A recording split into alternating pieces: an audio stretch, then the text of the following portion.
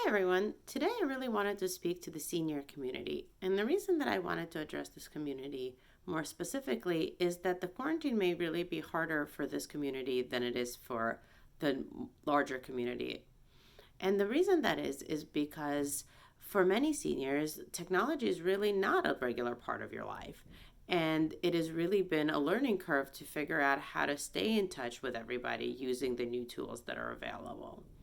This may be especially important if you're trying to stay in touch with grandkids or great grandkids who are running around and their parents are trying to manage them to the best that they can. And doing one more thing for them, like making the calls to you, is getting extra difficult. So, what I recommend you can do is become really a part of their activities instead of being a separate thing that has to be done.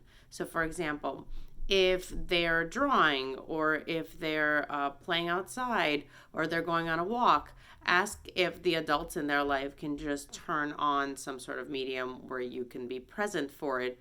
And that way, you really become part of the experience and can talk to the grandchildren about what they're seeing or what they're doing rather than having them sit in front of the phone and try to talk to you because there's not really a whole lot to say.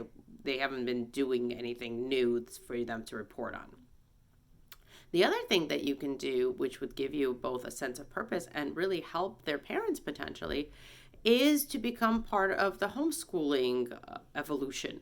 So, for example, if you have a grandchild who's in the second grade and really needs help with math, and their parents are also trying to work from home, what you can do is have the parents send you the assignments or have the child hold it up so you can see, and you can really work them through the steps of what needs to be done. That way, you're really sharing in this experience with them as well as helping the parents along. This will also make you feel less isolated and less like you're sitting in the house doing nothing and time is just ticking away. Another issue that's been raised by the senior community to me has been the idea that because people are getting older and they treasure every day, this seems like a waste of time and they're worried about time kind of ticking away in this manner. But I would encourage you to reframe that in a way to really think of this as an opportunity to learn some new things or get access to resources you wouldn't otherwise have. For example, the Metropolitan Opera is running an opera every night. Under what other circumstances could you possibly see an opera 7 times a week? Now you can. So although there are certainly negative sides to what is happening, there's also opportunities to do things that you wouldn't otherwise be able to do.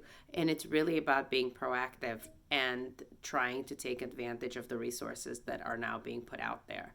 Your local senior centers and your local community centers are likely gathering resources for you to use. Reach out to them, they would gladly help you. Also, they might be able to find resources for you that you can find yourself. The important thing now is that these resources aren't coming to you unless you're looking for them.